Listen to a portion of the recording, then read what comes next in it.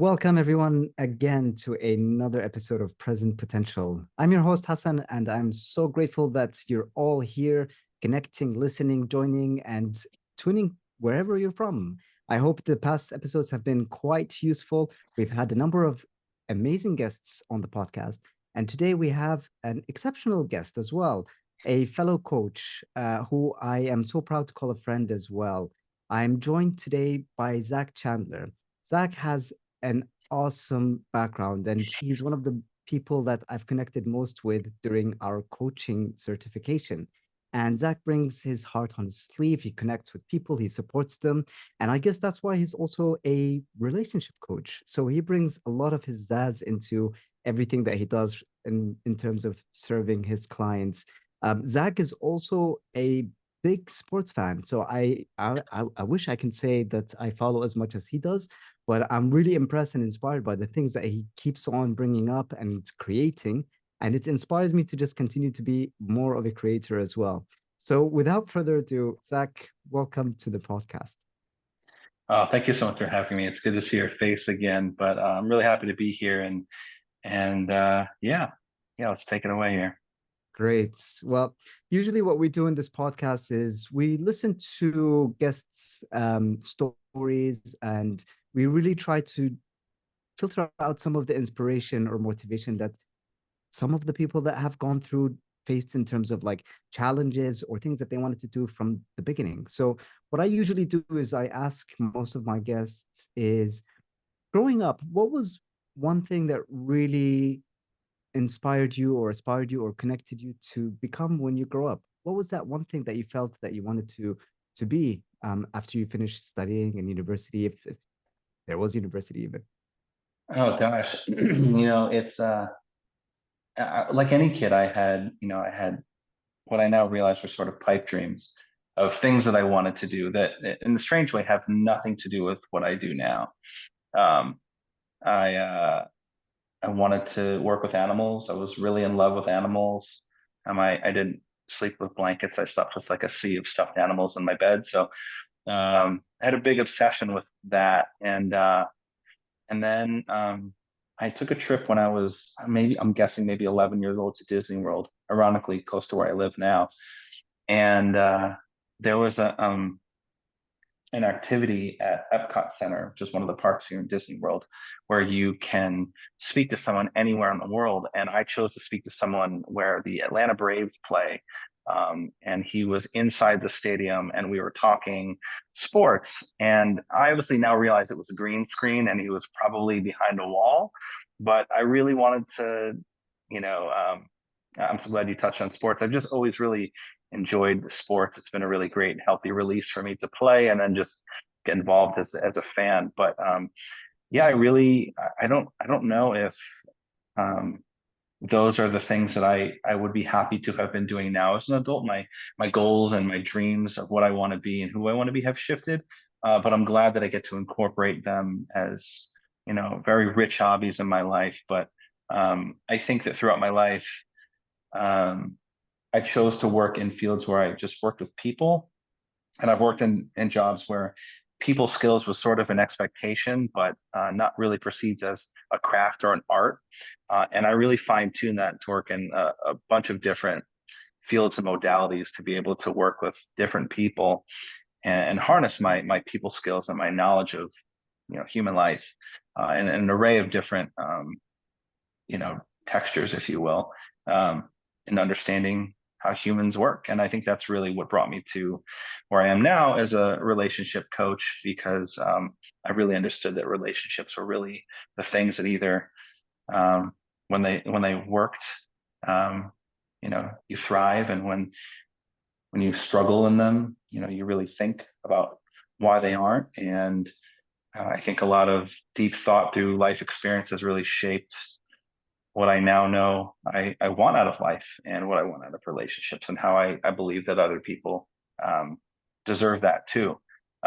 Not to say that I don't want to, I wouldn't, you know, choose to take any of those, an old broadcasting role or work as a vet for a day, but I'm happy where I Wow, amazing. I can resonate with a lot of what you shared, and especially how we sometimes think that we're going towards a certain path or trajectory, and I'm wondering if you knew what you wanted to be, because for me, even when I was growing up, I thought that I wanted to be a certain type of person and work in a certain place of environment, and be a certain kind of professional. But I completely resonate with what you're saying in terms of like how our journeys change over time and how we adapt to those challenges and situations where we're able to bring the best in us to be able to still grasp to the ideas and the beliefs that we have that we've cultivated when we were growing. So I guess the question is, did you think that this is what I want it to be, and then you went towards it, or you were just saying, I'm not really sure, and let me try different routes to see what really resonates with me? Because you also touched on like people skills, which is such a big part of anything that we go into. Yeah, excuse me. I do feel like I fell a little bit into my career quite a bit, through a series of, I mean, I guess now I look at them as fortunate events, but at the time, maybe not so much. But, I didn't know exactly what I wanted to do. And I think that, I was like any kid that had, dreams of being a police officer or a fireman or whatever thing a young boy is supposed to dream to do. Um, I sort of had that vision, with whether it's animals or sports or whatnot. But I don't know. I think that as a father now of two girls, I realize that my role is in facilitating experience, exposure, and opportunity. And I don't necessarily know if I had that growing up. I think that there was always opportunity, but not necessarily a sort of guided exposure or, to those experiences. I I think there could have been opportunities to get me really involved in some of those things. Um, I think my parents, you know, a- and just as flawed as I am as a parent, I think maybe I believe looking back, maybe could have provided more of an entryway or an entry point to those experiences, just to see if I liked it. And I think that for me, the disconnect was always, how on earth do I get from sitting on a couch and being able to call out plays and name players in any sporting event to like doing that? And I just didn't really, I think my parents had a much different, slightly hands-off approach in that sense of whatever makes you happy, which is great, but there's no real kind of, because I know on the other side there are parents who really push their kids to be this or be that, and there's a lot of societal or cultural, or community pressure to become this thing that your parents want you to be, and I didn't experience that, um, and I think I just sort of fell into a job one day working with, it was working with at-risk youth in a residential setting. And I think I applied a lot of the people skills that I had. My father was a school psychologist, and my mom was a nursery school teacher, in our house. So there's always parents and children running around the house. It was a massive school. And so I had the experience of like, I just understood people at a very early age and how to kind of bob and weave and sort of like, I felt like, I feel like when I look back, I was like, when I think about the nursery school graduations that happened, I was like networking for a 7-year-old. I was finding out, what ice cream is left and who's going to help me get an extra scoop. And, what other kids do you have that are my age that we can have play dates with? So I was really kind of working crowds at an early age, but I think I see now the significance as a parent. And ironically, my oldest is obsessed with animals, and it's not one of those things where it's just a phase. Um, I feel that sense of like, I don't want to push, but I want to facilitate. And I think that that is something that as a parent, I think is so important to give your child room to, if they're into space, go to a space camp and hate it if you want. So then you can learn what you don't like. And I think that that is, with all the kids I also work with in my line of work, from at-risk youth to foster youth in my professional settings. I think a lot of kids just didn't have the access to opportunity or education to be able to try stuff out. And I think I had a lot of life experience, a lot of, um, some adverse life experiences, but some really beautiful, amazing opportunities to experience life with my family. And I just think that I was such a rambunctious kid at least I was told that I was, that I think that this idea of maybe school isn't for you, um, hindered, I think, the belief that if I really want something, I'll go after it, no matter how much school or education. Like, but I don't think I had that connecting piece, which was, volunteering at a humane society, or, you know, talking to a broadcaster at a Yankee game. I just didn't have those, and that's okay. I also didn't really know to ask for that. I love that. You shared a couple of things that I can also resonate with in terms of having some guidance as well, growing up and also as a parent. What one of the commonalities between us is we both have two daughters, and Indeed. I loved what you said about how you wanted to get some sort of guidance, but that's not stopping you from providing that kind of guidance or facilitation towards your daughters and trying to inspire them to experience different things that they might want to Yeah. do when they grow up, and just being there for them. So it's really taking that hands-on approach to support them. And when was like a, if you can remember, like a defining moment or a time where you noticed that I want to give more to my children, that I can bring out the best in them while guiding them, but not maybe, because you also touched on like that balance, pushing too much or like just letting them do whatever they want. But there's always like that balance that parents, as much as we want to be the best parents in the world, we're obviously all flawed in one way or another. But what was it that you felt connected you to that awareness of creating an environment, or the space, or finding ways that you could inspire your daughters to become whatever that is that they want to become? First, great question. And the first thing that comes to mind is actually my daughter's kindergarten graduation, or I think as they say, it's a promotion, which it makes no sense to me. She graduated, she got done, in flying, technicolors, or if you will, and she knew that there's a question that they're going to, at the end of the graduation, they asked every student a question on stage, about 50 kids. What do you want to be when you grow up? A police officer. Ooh, went the crowd. What do you want to be when you grow up? A vet. Ooh, went the crowd. Every single kid. And you could see her sort of like, I'm ready, I'm ready. And I'm like, in my mind, I'm in the crowd with my wife, and we're thinking, this is her moment. I'm going to be a vet.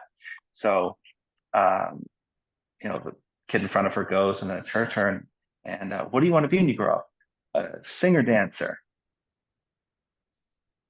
And we were like, all right. It's like, I don't know if she forgot what she wanted to be, or she just changed her mind, but it was a really cool conversation at the on the car ride home, because it was, hey, singer dancer, I know that you love that. That's so cool. It's like, I forgot that I wanted to say vet, but I also do want to be a singer dancer. So, we continue to say this now, but you can be like the first singing dancing vet. Like, that can exist. Is if no one has ever done it, it doesn't mean you can't. Um, and we sort of latched onto that. And while it might be wild and silly, I think that if you see how people offer their services in any respect, there are always people who do it very unique. There's a dentist I heard about that like comes down this like wild elevator in this like big production in a children's dental office to make it like a performance. So the kids get all excited, and then they get their teeth done. They don't cry and scream. So perhaps that's her avenue. I don't know. But I think it really made me realize that I need to be very careful with protecting and preserving not only her dreams, um, with a little bit of realisticness, but also helping her to understand that, like, if this is what you want to do, what is it that you need from me? And the question of constantly asking, how can you achieve that? And it can't be, you're going to go here, you're going to do this. It is in many ways like the coaching practice that I have now, which is I want her wins to be hers, and I want her failures to be hers herself. She may one day say, Daddy, I'm closing my singing, dancing veterinary hospital. No one's coming. It's like, okay, well, how do you feel about it? You tried. And so I think that for me was like a really defining moment of like, we're so amped about this thing she wants to do, but we don't want to lose sight that it can change, or also lead her to believe that, she's a failure to us because you had this idea and now you don't want to do it. What if you want to abandon this other idea entirely and open up a donut shop? It's whatever you want to do.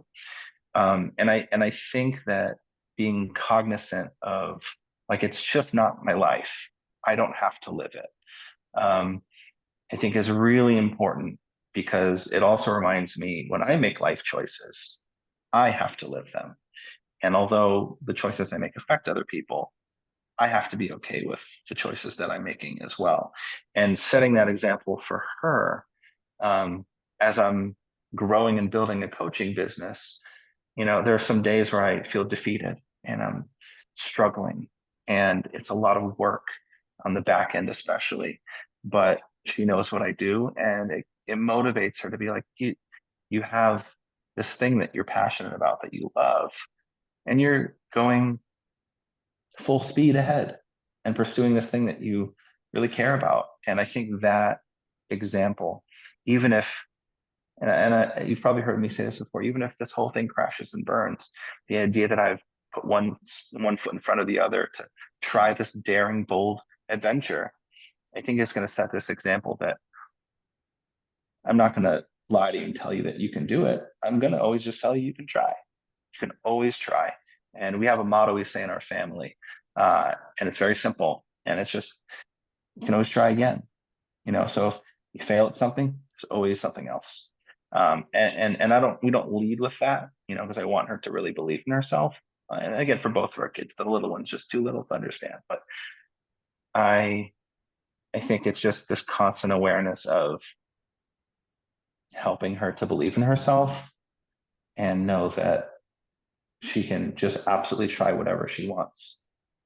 And then I need to, be alongside her for the journey, but like not be in her way on the journey, like truly and physically. I'm next to her. I'm not in front of her. I'm not guiding. I'm just kind of holding her hand, and I let go when she needs me to.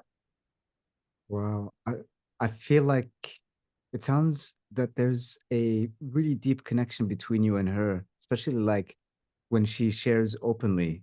When you were in the car and you asked her, "Oh, so what happened to to being a vet?" And then she was very honest and told you, "Oh, I forgot, but actually I want to do this."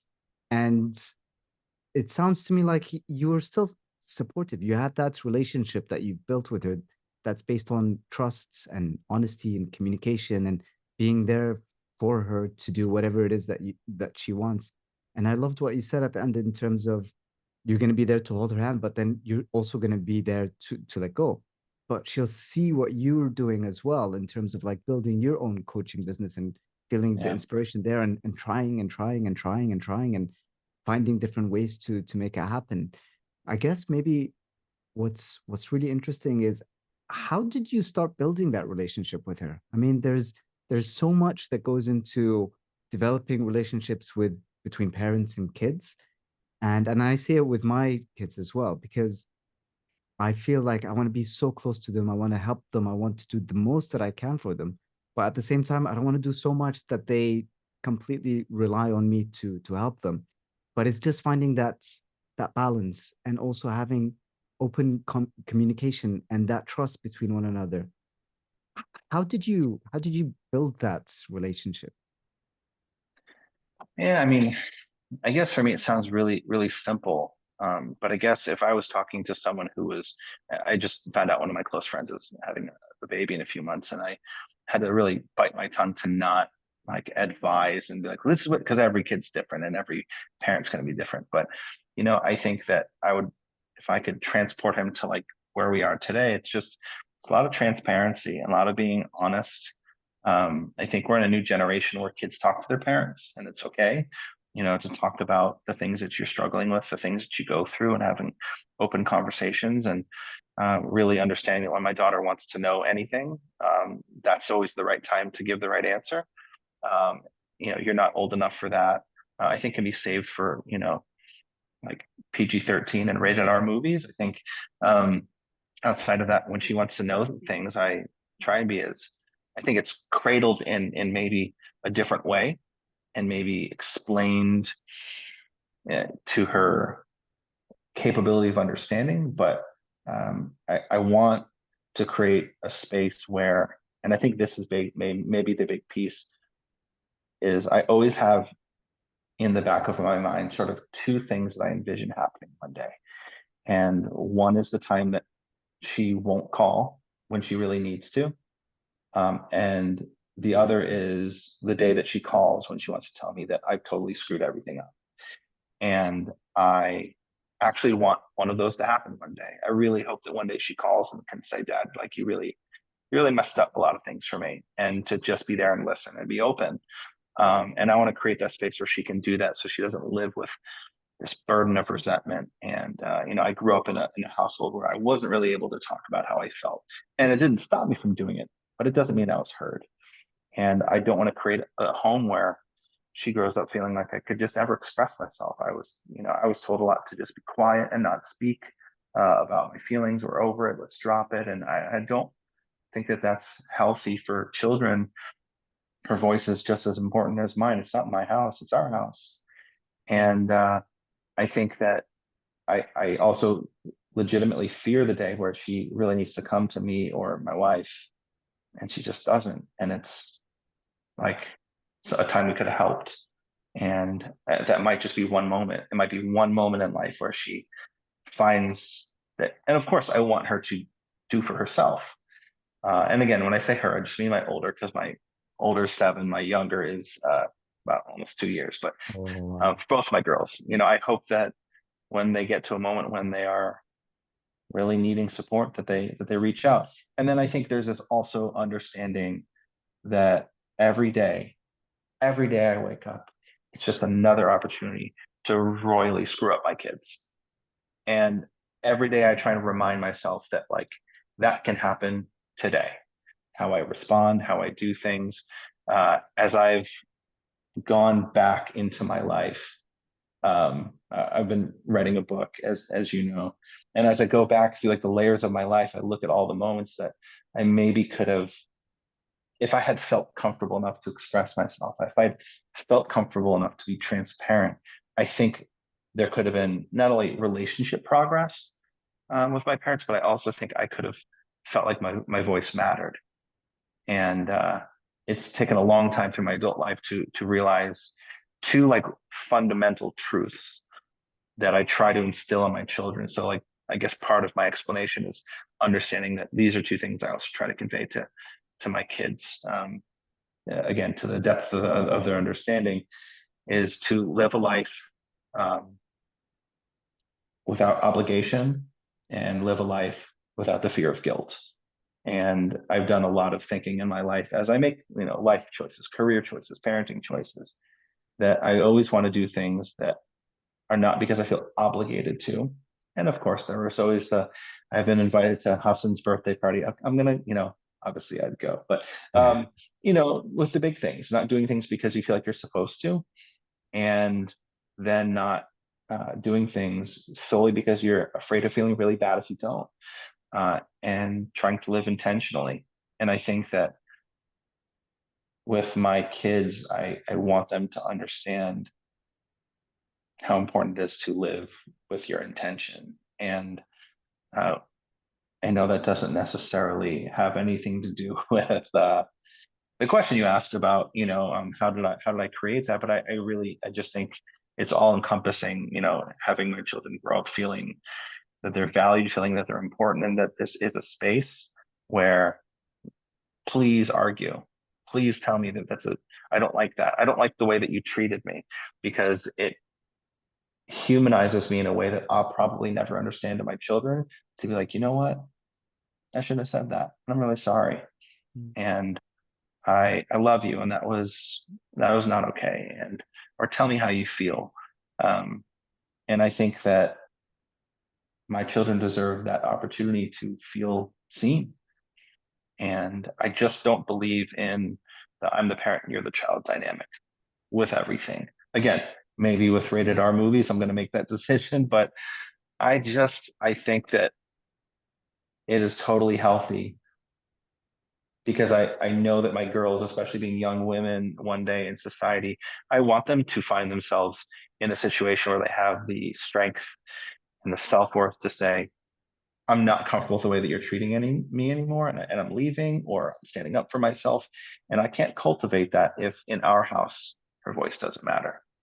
It needs to be in some ways, I think, bigger than mine.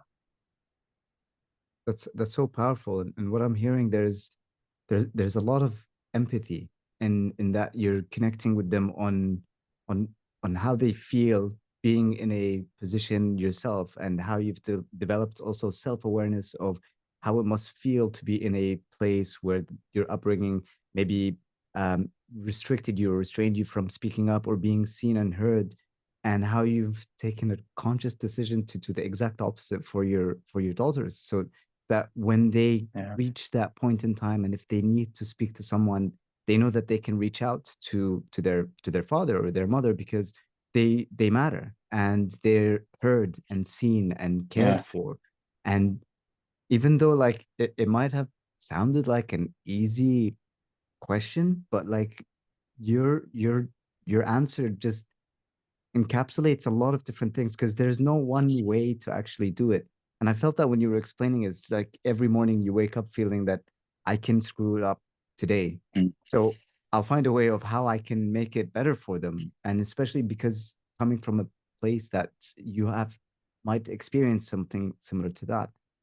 And it goes back in terms of also how you develop that relationship with them. And we were talking at some point before the podcast about because like as a parents, we all get a little bit upset with our kids, especially around like bedtime. Certainly I do. So I remember you were saying of how you train your daughters, or like how you apply a different way to try to help them to set their sleeping schedule or create like a sleeping habit Oh gosh. that's helpful for them.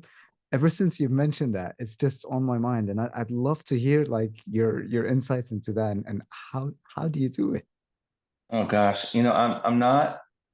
I'm not a sleep training expert, but it was a wild event. So my first experience with bedtime with kids actually was in a residential um, treatment facility. It's a place where at-risk youth go, and they are mandated by the state or the courts to be sort of in this limbo in this residential facility, if you will, until they're ready to either return home or to another setting. And they lived there. So I've put many kids to bed over my lifetime. And one thing I learned, and I'm going to jump backwards a bit, but is to not provide children the things that you can't fully sustain every single night. So if you or anyone listening has ever read the book, If You Give a Mouse a Cookie, um, it's a fabulous book about a mouse that asks for a cookie, and if you give it a cookie, it's going to then ask for a glass of milk, and then because it needs milk, it then needs a napkin, and so on. It keeps going and going until finally he's done so much. He's cleaned the house. He's put pictures on the refrigerator, and then he's so thirsty he needs a glass of milk. If he needs a glass of milk, probably going to need a cookie. And it's just sort of this never ending. There's kids I worked with that just like, every night, you promised an orange at bedtime, and then next thing it was an orange and an apple, and then it was an orange and an apple, and they can read a story, and it was, it just never ended. So I try to be really clear as my kid got older to understand that I want to provide the things I can always provide. So one thing I always provide is a nighttime. We call it a stuffy story, and I just take a couple stuffed animals. We do a silly story to get her to sleep, and she enjoys it. It becomes a thing that she looks forward to. So the days that I work, evenings, it's definitely hard for both of us because we both miss out. But um, that's something that I've committed to myself. I can always provide this. But my youngest had a really hard time sleeping. So what we've actually done now is we have separated the house into two parts. I am in my oldest's bedroom with the baby who's in the crib, and my wife and my oldest are in our bedroom sleeping. And it's been that way now going on maybe 5 months, 4 or 5 months. Um, and it sort of was this moment where I had to it was good for my wife because she needed to kind of step away and not, nurse and all of this stuff. It was really hard for her to accept I'm just going to take over from here on out. I got this. Give me the game ball and I'll dribble down the court, and this is going to be my thing. You just kind of hang back and I'll kind of call you if I need you. And we just rocked out with bedtime all summer long. And but I'm also like a data nerd, and this probably goes into my like love of sports and numbers. But I was like, look, if I'm going to do this, this is a conversation I had with myself. If I'm going to do this, I'm going to do this right. And I want to know where I started and where I got to. And I'm going to sort of jump in a different direction just before I get to this. But it's a lot of, actually, when I think about it, when I'm talking about it, it's a lot about what I do when I work with clients and coaching is like, let's take a snapshot of where we are. So when we get to whatever your finish line is, you can look back and go, holy crap. Like it just feels like I took a couple steps, but I'm like, I can see the peak of the mountain now. Like it was a really cool moment to look back on what I did. So I tracked every time she woke up, every time she went to bed, whether she had bottles or not, how long she was up for. And I did it for probably 8 weeks consistently, and it was every night. And everyone has different methods for sleep training little ones, whether it's crying out or leaving, or like all these different things. So I'm not here to tell you what's the best way to do it. But for me, tracking it was so cool because we went from waking up 8 times a night to, with exception to last night, actually, we have been probably 7 days in a row of sleeping 12 hours straight and waking up in a good mood, waking up, I did that. She sees me, so but it was really cool to go back and look at the amount of times we were waking up and then watching it reduce and reduce slowly. And it was kind of like if you're into stocks or anything, the numbers went up and then up and then down slowly. The the spikes or the peaks got smaller, and we slept through. And I just know that that's done wonders for her. I mean, she's almost 2, but she's happy, and she sleeps well, and she'll cry and go right back to bed, which is because it's not about self-soothing. And what new parents don't understand, probably, and I didn't, is the self-soothing translates to so many other things. Even at this age, self-soothing is basically the way a child will learn to coax itself in whatever capacity. And in this respect, we're talking about sleep, but you know, I also allow my children to make a total mess of the living room, and not be the activity all the time. So they can learn, oh, like I want to play with this, I want to play with that. And that starts at this age to learn, how do I keep myself busy, keep my mind occupied. So yeah, it was a wild event, and I'm not going to jinx myself and say I'm glad that it's over, but we'll just put that part in parentheses, so I can hopefully move on, so we can all sleep in our respective um, bedrooms and get rest. Wow, what a commitment. 8 weeks of I know. monitoring and like as a parent, my second is also a little bit more challenging than the first when it comes to bedtime. And she's always been. And we've tried a lot of different approaches and the way that you've described it. So like just monitoring the time that she wakes up and what she does and for how long she stays awake, and then the how much milk she drinks, and just Yeah, keeping that consistency to see what changes and how you can adapt, and then connecting it as well to like a coaching journey, because it's literally taking that snapshot and adjusting as you go along yeah. to see where you've reached at the end of that journey itself, which is amazing. Like I don't think I would be able to have that much patience to do that. That's such an amazing I gift. I never said I had patience. Um, well, I mean, honestly, if you really think about it, so I'm going to just make up some times here. We'd go to bed at 7, and then, we'd be up at 9, 11, 1, 3, 5, right? And I had to like really accept quickly, we're not going to get through the night tonight. I'm going to sleep terribly. There were some weeks where I was on 8 hours sleep Monday through Friday for the total, like for the whole week. Um, and we have our nights, like last night it was about 5 hours, and it is what it is. But I had to tell myself, you know what, I'm going to go after that 1 o'clock. We're going to get through that 1 o'clock. That's the one we're targeting tonight. That's the one that she consistently our inconsistently needs, we're always up at 11, we're always up at 3, for example, but the 1 o'clock is kind of sporadic. Let's try work on that. And I went for sort of like the low hanging fruit, if you will, first, and then I kind of went after some of the bigger ones. So I think that's kind of like life, right? You're not going to get to that next step right away. It's not going to happen. That's not normal.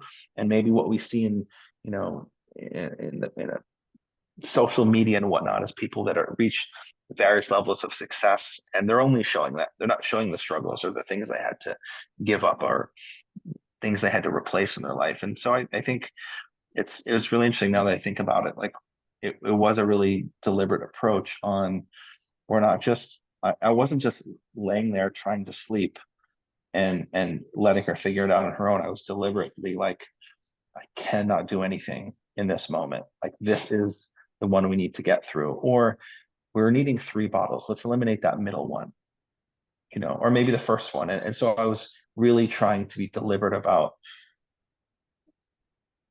every aspect of getting through this, and now last night um, it was sort of like a microcosm of this whole process was I was out watching the baseball games in the living room, and she went to bed at 7 o'clock. I'd come home at 8, so she's already asleep.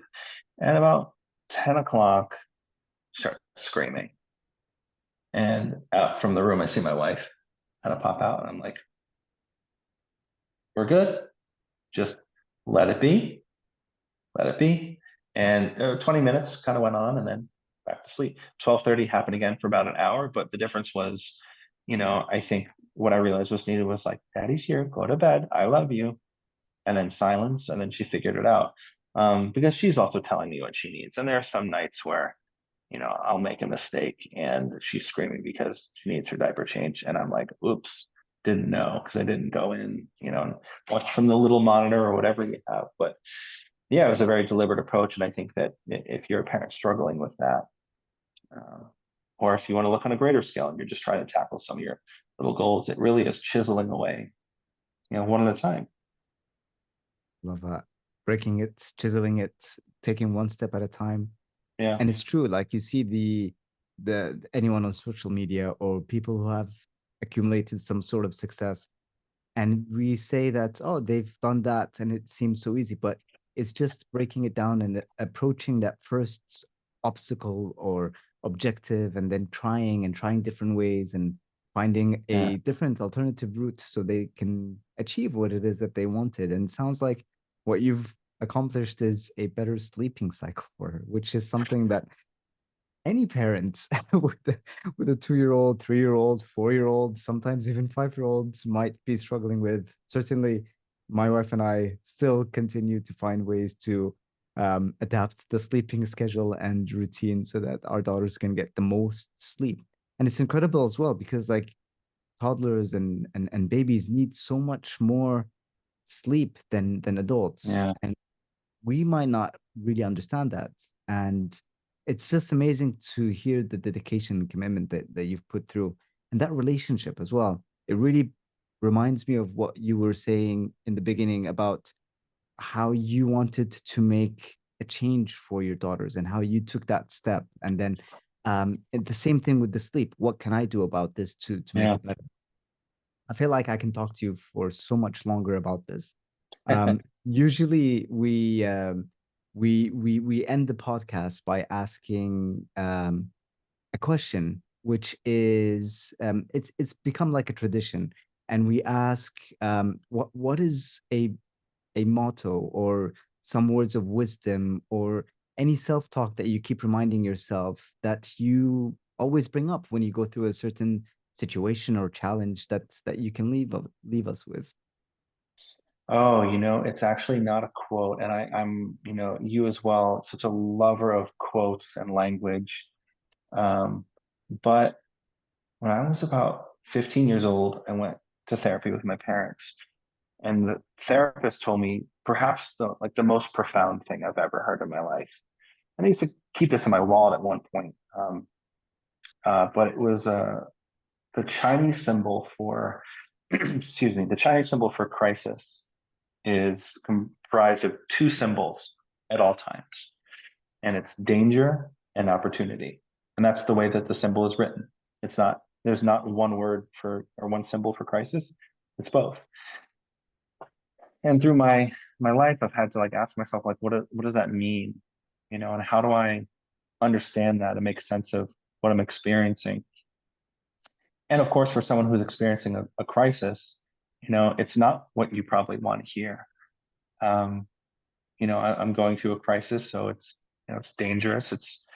It's compromising to some respect in my life, but it's also an opportunity for something. And I know that as coaches, we always ask ourselves or our clients one question all the time, which is like, what is this telling you? And I think that's exactly what it is. It's this idea that we're all going to go through something, but well, what is this moment teaching you?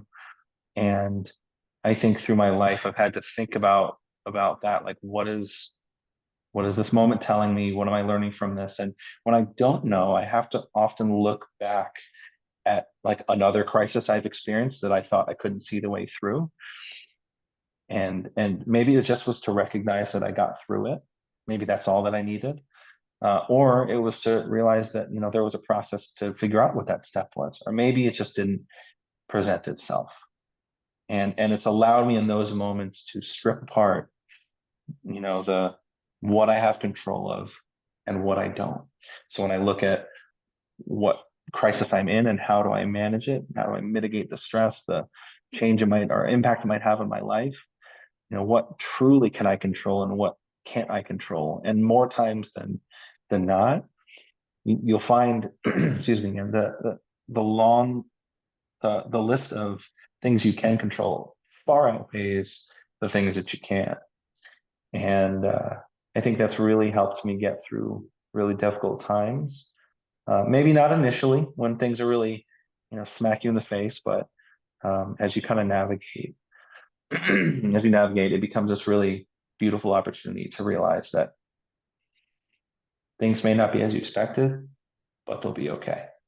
And just to kind of bring things full circle, I think these are the things that I want to teach to my kids is that, you know, I want them to be more comfortable, sort of a metaphor, if you will, more comfortable, you know, sitting at the red lights in life than and expecting everything to be a green light.